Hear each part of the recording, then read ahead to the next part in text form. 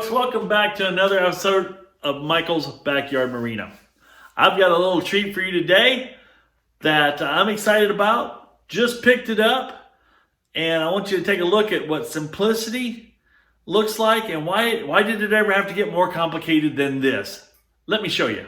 Now what we found here is a 1972 6-horse Evinrude called Fisherman. It's the Fisherman version. This thing here is so neat and slick. And let's pop it open here. Take a look-see under the hood-see. Look at this thing. Set this aside. I want you to look at the simplicity, simpleness of this dude here. Now this is clean, 1972. It's pretty clean. It's got, looks like a water jacket area over here maybe. Thermostat's right up here. And 2 spark plugs. It just sticks straight out there. Straight out there. Accessible. It's not tucked down in, not behind, not around anything. It's just, I mean, it's just so simple. It's got 6 horsepower. 6 ponies under the hood of this thing. And on this side, look how that fuel pump just sticks out there. It's like, hey, if I'm broke, fix me. I'm easy to fix. Look at the carburetor here. Get you a little closer. Does it get any simpler than that? There's nothing in the way of working on this car. Yeah, except for the starter recoil could be in the way a little bit. But otherwise, it's simple. It is so slick. It's a slick little trick. Anyway, what got me excited about this one was I was watching a channel called Fishing. OM space fishing. This gentleman was working on, I didn't know what year it was. I don't remember what it was. But I remember seeing how simple all this was and how slick it all was. And it ran beautifully. And he showed what he had to do to get it running and whatnot. And it got me excited. And then the very, very next day, this showed up on Facebook Marketplace for sale. And I'm like, I couldn't resist. I had to. It's, yeah, I get it. It's an illness. So let's run through this thing and see what all we got here. We're going to check the compression to see if we got good compression. I will drain the oil out of the foot like I always do to see if it's got any water in it. We'll probably put a water pump in it. But I'm just curious. Let's see what we have for compression and spark. Because compression and spark says I run this thing sooner than later. The only other issue I've seen with it so far, let's get you back around over here, is as you can see on the pull starter, there's no rope. It's ropeless. But what was with it, which I'm pretty sure isn't long enough, maybe it is. That might be long enough. But check it out. Came with a wooden handle. I'm not sure the wooden handle was quite factory, but I got to hang on to it. And I'll probably just put a standard wooden handle with the right rope on it. But the cool part on this one is it's got the hooks up top. I can wrap a rope around this and give her a pull and see what we got. But if I pull the plugs, what I'll probably do is just drive it with a socket and my drill. Anyway, let's get these spark plugs pulled out and let's see what we got for compression. All right, are you ready? Set, go. Just that fast. We got the plugs out. Let's take a close-up look at these 2 plugs here. I'm going to get you guys up close and personal with these things. So that was the top cylinder on the left hand. That was the bottom cylinder on the right hand. They've been in there a little while. They got some age on them. I'm going to grab a new spark plug just so I can see the spark. Actually, I'm going to use my spark tester. That's what I'm going to use. Let's see what we got here. Let's see what we got for spark. Okay, let's give the bottom cylinder a compression check here.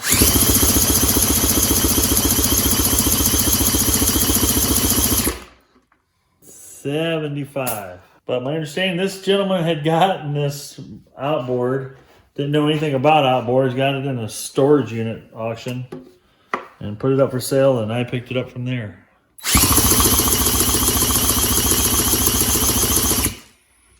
$75, we got balanced. I've seen these run just fine on 60. Not saying that's ideal, but it'll run. The other thing we got is spark, light spark on the top cylinder, virtually no spark on the bottom cylinder. So we're gonna have to take this flywheel off, take a look at them ignition points, because I'm guessing they're not any good. So I'm gonna go ahead and dig into that. All right, since we have spark on one cylinder and it's faint, and good spark or no spark on the other cylinder, we're gonna take a quick look at these points. As luck would have it, my little puller here, small enough to go down this far, I believe, that I can actually get my 3 bolts in there. That is about as small as a 3-bolt pattern as I can actually use this on. I'll get that started in there. Then we're gonna give it a little, bring the slack out. Oh, that all hit real nice. I like that a lot. Give it a couple rattles here.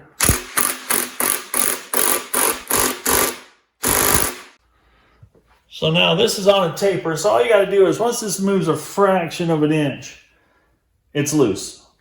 And by introducing shock right through here, let's see if I can get this in the picture. You guys are going to think I'm nuts, but this is going to work.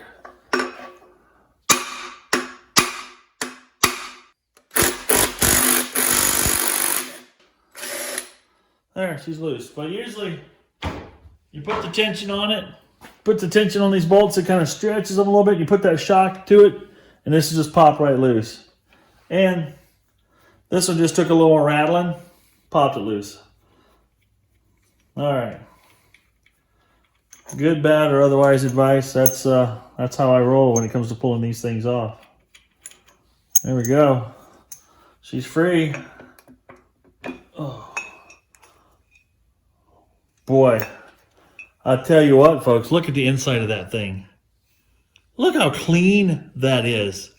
You know what that tells me? That tells me that upper seal is tight. Love that, love it. We'll go ahead and screw this nut back on here. Then we'll use that to roll the motor over. Well, the points are opening up real nice, but I suspect they are quite dirty. Let me get you in here and give you a close-up shot of what's going on inside here. Look at that bird's eye view there. There's your points are here and here. And this is what you're watching for. You should see these opening and closing. Oh, right there.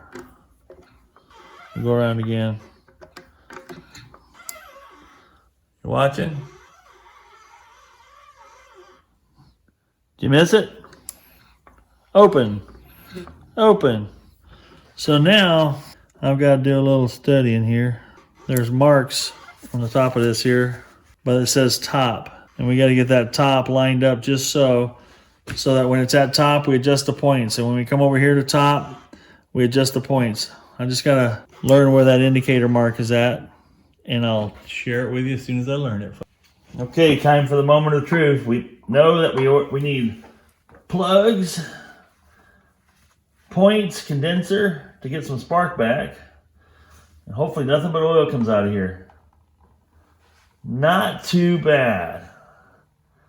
Not too bad there at all. Not much coming out there either. Let's back this one off.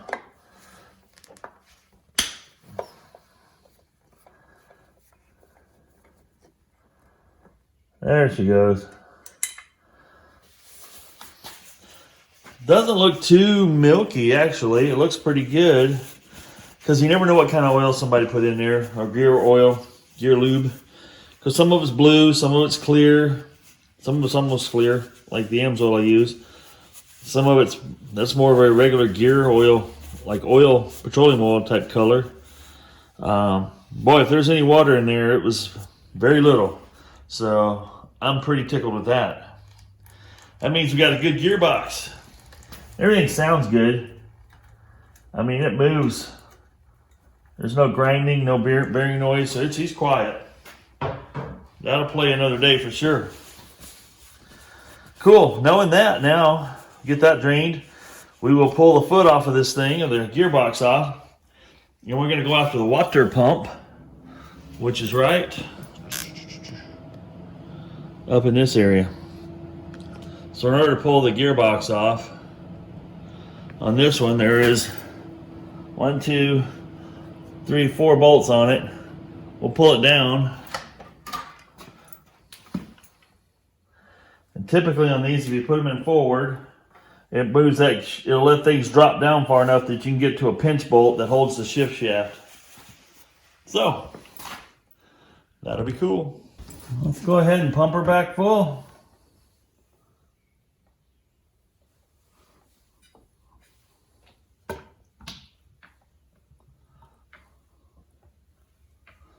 Here again, I'm using AMSOIL gear lube. Why? Because I feel it's the best on the market.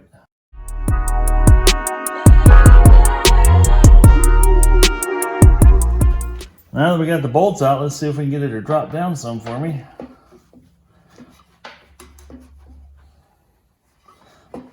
There we go, look at that. Now there's that. Get you right in here. See that slotted screw right there? It's also got a hex drive on it, which also looks like I can get a socket in there. There we go, and there's a little washer, a little star washer there. Let me see.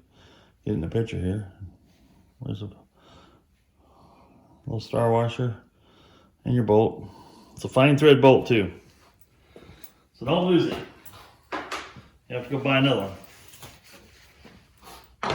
One thing I do like about some of these older outboards, look at that. Boom, boom, boom, shakalaka. We're free. Nice. Now we can get at this here water pump and see what's going on inside that joker. Looks to me like we got 4 flathead screws here that hold this in place. Looking at the condition of the rubber here, you can't hardly see it from this angle, but there's a rubber piece that your water tube goes down into. I like to check and see if those are still pliable and flexible. This would be a good time, if any, to replace that piece. They're $3-4. This is some of this little nickel and dime stuff that's can cost you a lot of money if it actually goes bad on you. But if you're doing the proper service, you can, like this for instance, if you know that rubber looks pretty good, it's like, yeah, that'll definitely go another year for me. Because usually you want to change this impeller out. If you're doing things right, which most people don't do this, it's very cheap to change this impeller out yourself every year, just to ensure you got a good water pump impeller. See if we can pop that open here now. Oh yeah, easy peasy. Yeah, see how that impeller is all stuck at an angle? More wide open here, more closed up here. So this has to open up more wide open over here to grab more water, then compress it. Well, what happens if that one doesn't open up, it won't grab very much water and it'll let it bypass, and you'll pump about a half to a third as much water as you need to pump. And you can see here, that one's been sitting. It's got a cobweb inside. You don't want to pump that up through your engine once it breaks loose, do you? Plus all the little corrosion and debris in here. That's why we do this, folks. Now what you want to look for inside here is make sure it's not heavily grooved or got a lot of crazy wear in it. This one looks like it's going to be pretty good. I can clean it up. Let's go ahead and pull this. Oh, it's not, there we go. It's not too stuck. Pull this off. This has got a key I haven't seen just yet, but it's got a pin. I'll show you what that looks like. It's round with it's like the letter T, but it goes in there, and that's what is your drive key. So at least we need an impeller. Let's see how this plate looks. This should just lift right off, which it does. And other than a little bit of scum on it, that'll clean up and work real nice. Now this seal that's right here is a I'd like to replace that because that's one that's right near the pump, right near the shaft and everything, and water can be forced into your gearbox if this is not sealing properly. So this is only like I think it's an $8 seal, worth changing. Actually, before I even took this apart, went ahead and ordered a new impeller and a seal, just because I knew those two things would need to be replaced. I'd want to replace them. Didn't know if I needed to replace the gearbox or not the gearbox, the top part of the pump housing or that plate. I figured I could order it separately. I like to order as much as I can together because shipping is like typically $8.95, no matter whether you have one piece or 10 pieces, the small pieces. So next thing I'm gonna try to do is this guy here lifts out, and it might make it easier for me to access that seal instead of me having to punch it and try to get it out in a destructive manner. And if I'm not mistaken, I think I can just get underneath here and kind of pry up on that and it'll pop out. Yeah, that popped right out there. Now what I want to be very careful of is I want to make sure there's no dirt or debris gets down past that. So we're going to do the little paper towel trick here. We'll roll it up in a little roll.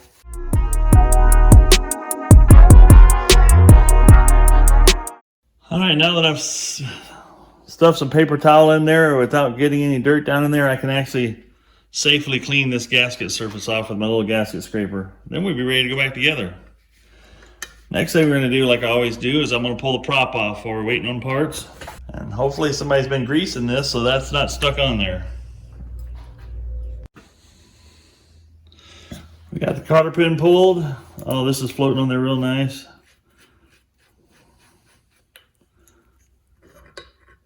This has got like a shear pin set up with it, which ain't an awful thing.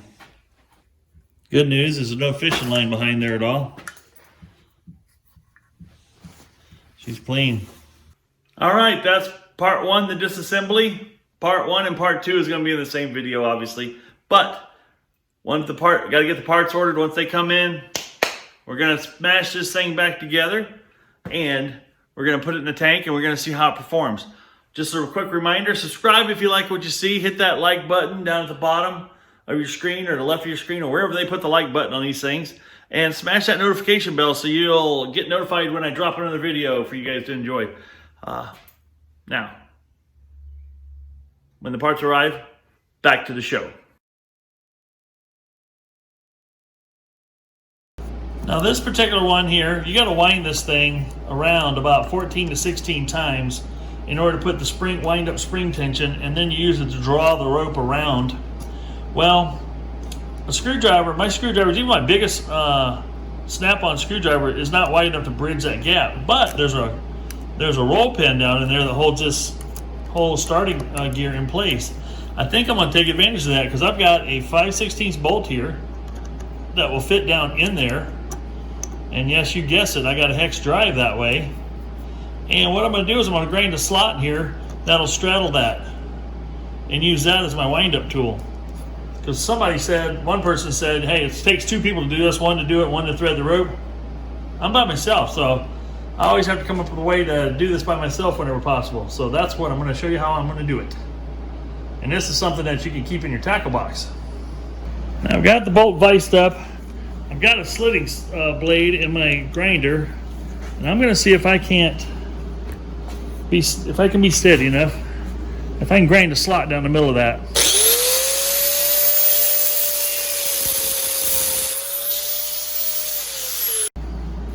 Looks like it's going to work, but I got to make it just a touch wider.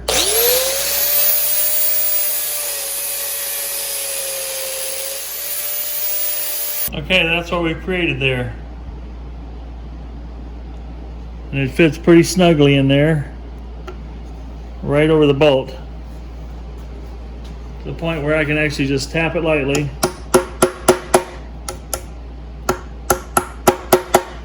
And she's locked in place.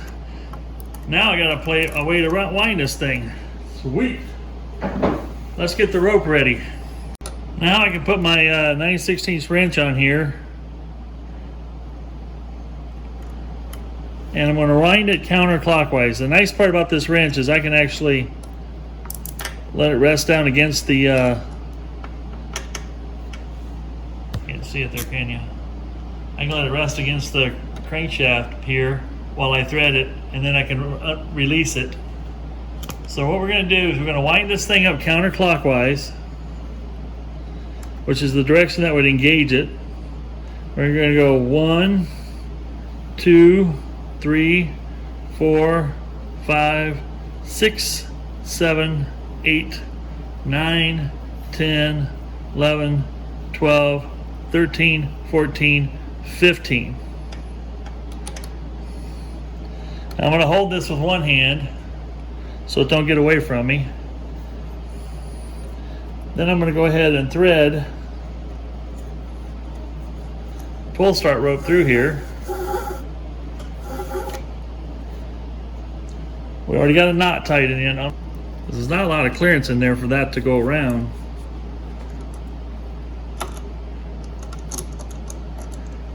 There, now it clears. Now we're just going to let that wind on around.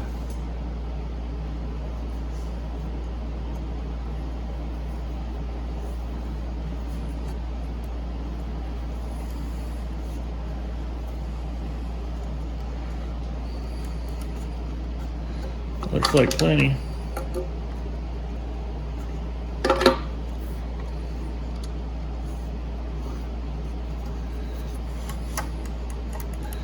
Now we're full right there. That's where it's completely full. So I'm gonna go ahead and put this little tool back on here.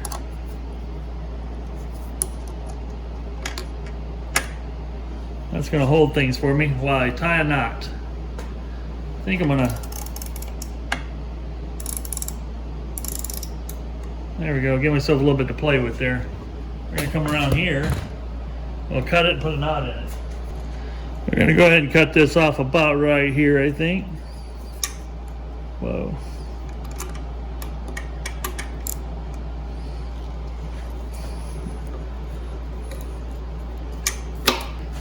Now we need to feed the handle, rope through the handle, and then we feed this up through here.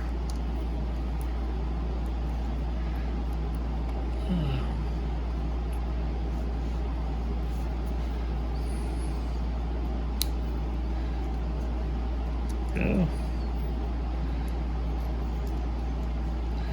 I like this style because you can tie, you bring this up through here, you tie a knot in it.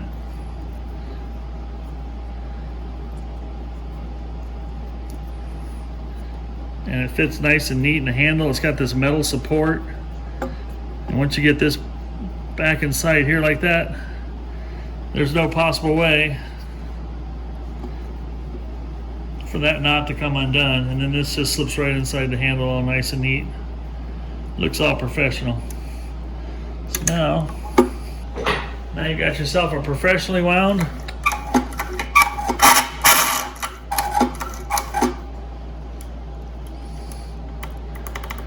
sounds a little dry, don't it?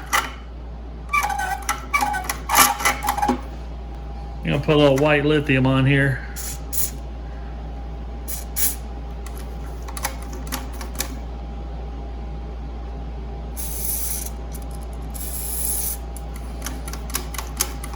What I like about this stuff is it gives you the dry film.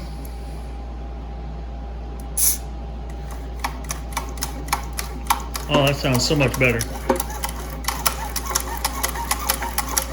That'll dry without leaving a residue that will attract dirt.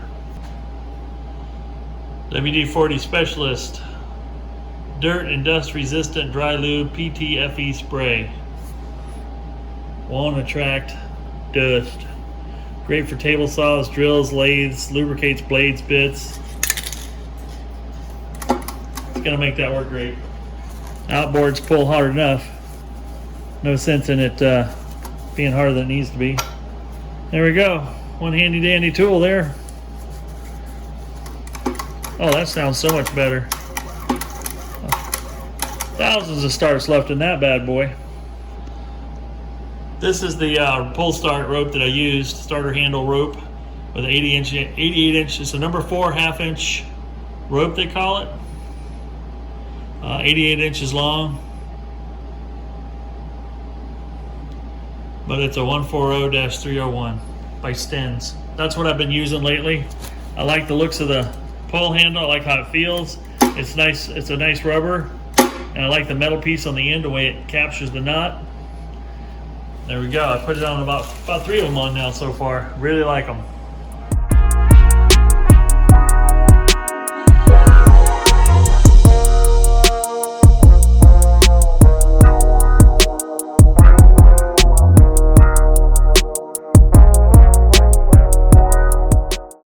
Oh, we finally had some parts arrive. That took a while. So let's get this bottom end back together, water pump put on. We got a new gasket here. We're gonna throw that on like that. We got a new seal. We've got that installed. And seal is very important because that's the only thing that keeps the water from getting into your gearbox.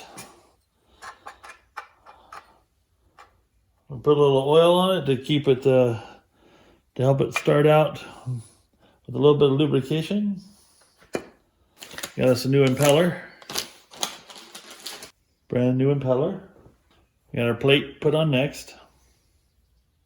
Now our little key.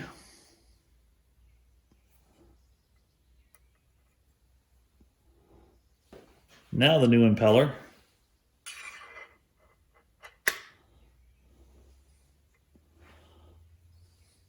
I'm gonna go ahead and put this some grease around this, just so this thing doesn't start up dry. You don't have to get crazy with the grease. You just want to put enough enough on there to make it slippery. Now we've got our pump housing all cleaned up, ready to go back together.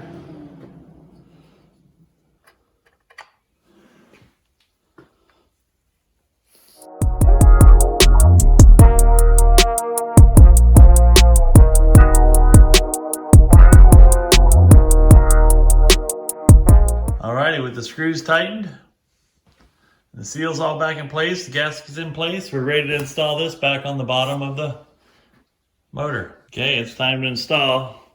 We've got grease on the end of the shaft. There's a little pin on this one. It's hard to see here, but by looking up in there, it looks like it's kind of laying horizontal or perpendicular to the gearbox. So let's see if, wish me luck. Now this particular one doesn't have a guide tube to get this started, but it looks like this sticks up high enough that you can see where it needs to go and get it started and lined up with the water pump tube as you install.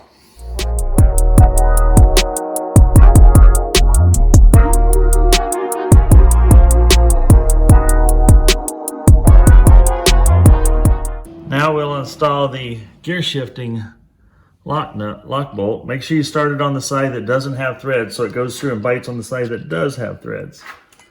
I have seen people do it backwards and it doesn't seem to do a lot of good because it serves two purposes. It goes through the groove to keep it from moving, plus it does a pinching action.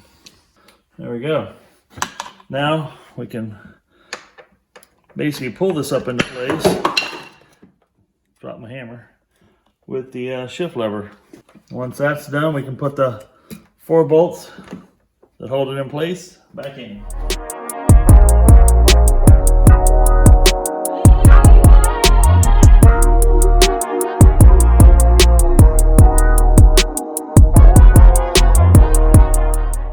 All right, just like that, the gearbox is back on, and it looks like our neutral there. There we're in forward. There we're in reverse. All right, there's a success story there for you folks. Now let's mess around with that ignition system. All right, folks, I'm gonna try to give you a bird's eye view of this so I can show you what's going on here. There's a spark marked on top of this crankshaft that it says top right there. What you want to do is roll that around and looking down on it clockwise direction until that top is right over where your little paw is. There's a little rub paw there that opens up your points.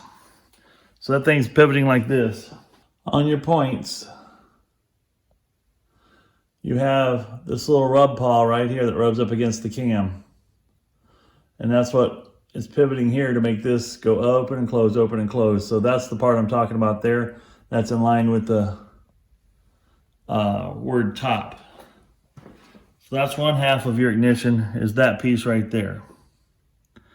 Now, in order to get the points off, there's a little tiny clip right here. And that's what it looks like. You don't want to lose it. My points kit came with a new one, but you don't want it down in there, so you gotta be careful to pop it off. That'll allow your points to slide up and out.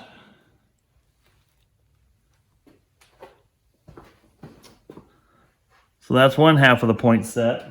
The other half of the point set is this piece here. There's where your other contact area is right there. And that sits in here on this particular one just like that. And it has the wiring connections that hook up to it to this little threaded hole here. So let's disassemble one half at a time and replace them. I'm gonna go ahead and take this part off first. I'm not sure. It's my first time I've ever doing points. But I think it'll help to have one more piece out of my way.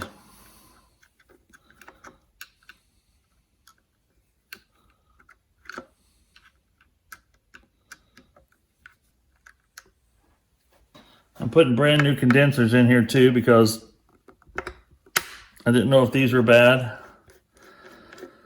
But they're inexpensive enough. Why wouldn't you just put a new one in? Now that that's out of the way, we can break the screw loose that holds the points down. Get the big Mondo screwdriver in there so we don't strip anything out. There we go. So that piece is loose. That piece should lift out of there now. And there's a little clip. I know it's hard to see. It's a little clip back here. I'll show you what it looks like before I take it out. It came with a new one, came with the kit. I think that's easier if you pop that out of the way before you lift the points off.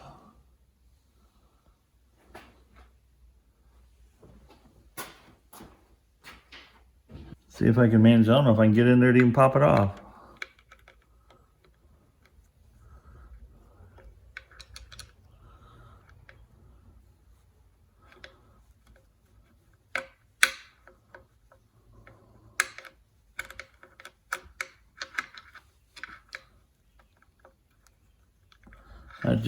That just clears that joker right there. But you can see there's a lot of spring tension here. At least there should be. So that's the whole assembly, how it comes off. So I'm going to put the other assembly back together just like this. But what I'm going to do is pop that clip off because I'd love to see what those points actually look like. There's what the contact areas look like here and right here. I mean, they're not awful. They're burnt, oxidized, just like any points would be on any used outboard motor you might find. So, but nothing terrible, horrible there. I hope you can see it right down here. There's this little piece of felt. A new one comes with the kit, the points kit. You got to pull this off and pull this little metal piece off and slide your new piece in there. Do not add any lube to it. My understanding is these come pre-lubed because too much lube in this area can cause a lot of problems. Get a little bit of oil on your points quit firing, game over. So all I had to do is loosen this screw up, take these two out, lift it up out of the way, and get this out to get at that. Now we'll just go ahead and reinstall these screws. Now we'll reinstall the points assembly. With that slid back in place, we can put our little retaining clip back in. There, that's back in. We'll put our screw back in the bottom here. This holds the points down and in position. I'm not going to tighten that all the way up yet. I'm just leaving that snug because we'll use this screwdriver slot right here to adjust the points gap.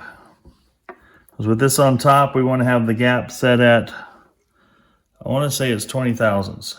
We'll put the condenser back in, a new condenser in place here. We can go ahead and tighten that down. Secure. Then we'll flip this wire around. So it's down and around like this. And connect it to the points. mounting hole here.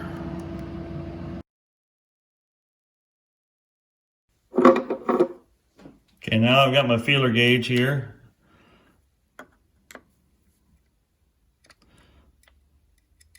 And we want to open these up.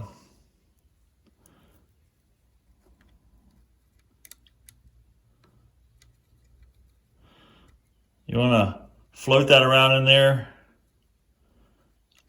until you, and close it till you feel just a slight. It should just be a slight drag. I'd say that feels pretty good. Once you have that, use this screw to lock it down in place. Once you lock it down, that feels pretty good. Now, one guy I watched said he likes to do is adjust them, run it for a little while, pull the flywheel back off, double check it, because they will kind of settle in, I believe. So, all right, well, that's how you change the points. That's one half of the point set up here. The other half is on the other side. We'll do the exact same thing. No sense in me showing you on both sides. The only difference I've noticed is only on the one side does it have the felt. The other side does not have the felt on it. So it looks like you only have to replace one of those. So let me get the other side done, and then we're going to check for spark. Well, now it's time for the moment of truth. We've got both sets of points adjusted. We've got both new condensers in place. Everything's locked down. Now we're going to check for spark. Well, the moment of truth. Let's spin her over and see if we got any sparky spark. Oh yeah, look at that, look at that, look at that, look at that, look at that, look at that. Oh yeah, that's a beautiful thing. Oh, that makes my heart stop, baby. Well, now we got spark. Only one thing left. We make fire. I'm gonna put in some new J6Cs. I'm going to go ahead and throw a new fuel pump on here. This fuel pump looks like it's been on here for a long, long time. You know, it'd be really cool if I actually remove the right screws to remove the pump and not to disassemble it. That's these two. I'm a little slow, folks, but I'm not very good. You guys are going to think I'm crazy, but I'm going to go ahead and replace this fuel line, both pieces of fuel line. It's like, I like to repair stuff because it's easy to do once you're in here anyway. Well, I like to repair things in a manner that as if I was going to keep it. Don't you hate it when you set a bolt down and you don't know where you put it? Took me a while to find that, but I found it. It was merely minutes and I had misplaced it. So anyway, let's get back to what I was saying. I like to repair things in a manner as if I was going to keep these engines for myself, because I may actually run them and use them for a little while before I sell them. I don't know. So I repair them as such. Got that new piece of gas line in place. Now we're going to go ahead and mount the new fuel pump. I had to rob some pieces off the old fuel pump because the base was a little different on from the old to the new, and these screws here, or I had to change these screws out to the old screws because the new screws were a different screw to grow into this base. But by golly, I think I got it. If it works, I think it'll be a miracle. Now, some of you may not like this clear fuel line, but I do, because by golly, I can see if fuel's going through the line. So I can tell if the pump's working. So we got the new pump in place now. We got new plugs in. We've got new impeller in the bottom end. Wow, all that's left is to give her a test fire and see if the carburetor needs rebuilt or not. We'll go from there. We are so close now, folks. I love this. We're getting ready to make fire.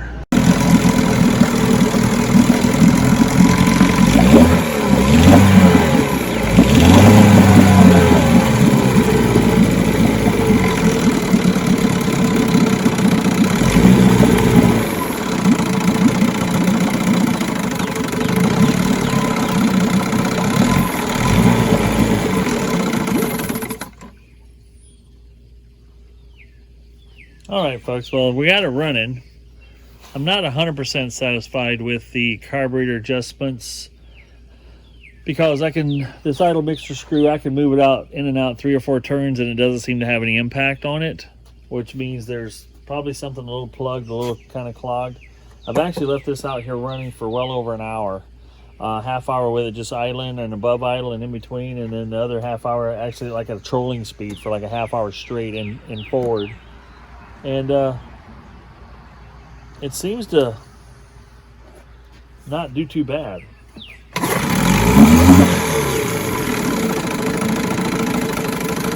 I'd love to have a little more adjustment here, just so I could possibly get that thing to do a little something with half a turn. So I think I'm going to go ahead and do a carb kit on it. But we put new, as you saw, new points, new condensers, got fire in it, new fuel pump. So the only thing that hasn't been touched is the carburetor. And if we go around back here, I'll show you.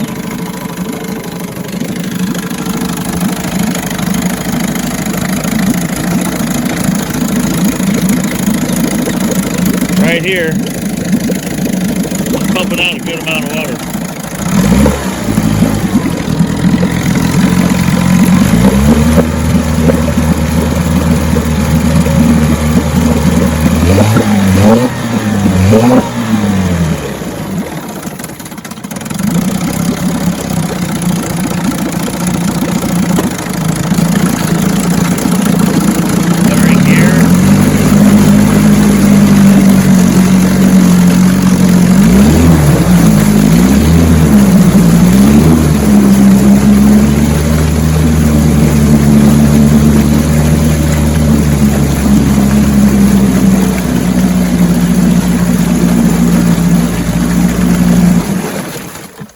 Whoops, turned it too far down.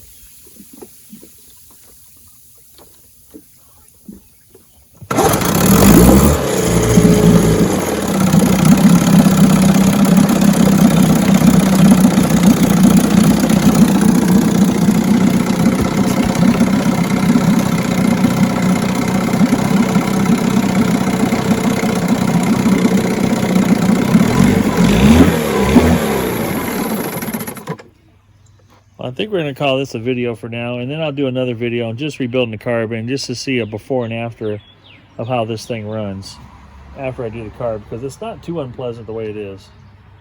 It's actually starts up nice.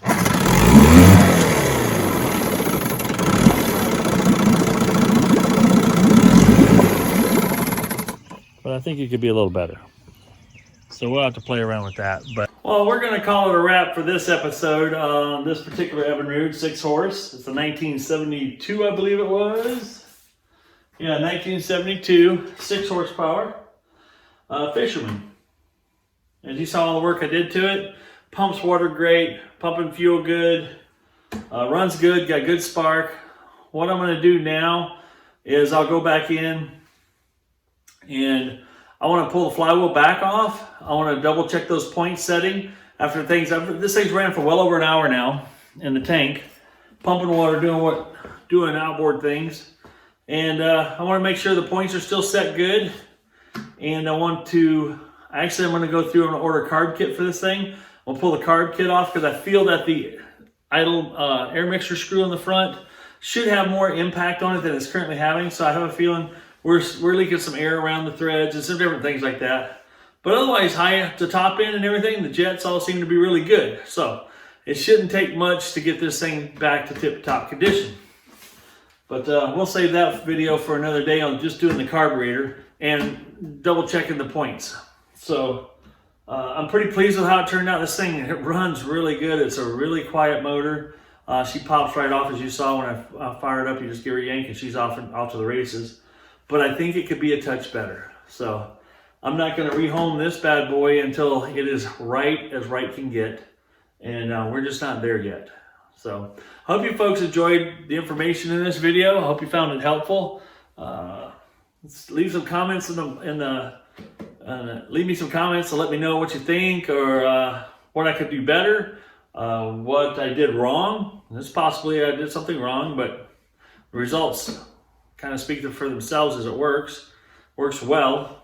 And the other thing I like to do after I test one like this is I'll let it sit up for a few days, maybe even a week, after this thing's been in the water for over an hour. And I'll pull the drain plug out of the gearbox, and I'll double check just to see, is there any emulsification of the oil because water got in there at all. If there is, then I know that I only did one of the 2 seals that are in this thing. The outdrive, the behind the prop seal, whatever you call that, prop shaft seal. It didn't look bad. It didn't look wet around it, so I let it ride. So we'll double check that. Guys, get out there, gals, get out there, do something fun, enjoy life. Find a hobby, find something that you like doing. Do it as often as you can. Make time for it, because it is a busy world we live in, and there's a lot of things going on in the world that we just don't have any control over. But one thing you can have control over is what you do for enjoyment, and sometimes the cost is, prohibits you from doing it as often as you like. Sometimes there's hobbies that are less expensive you can do all the time. So get out there, have some fun. This is Michael. I'm out.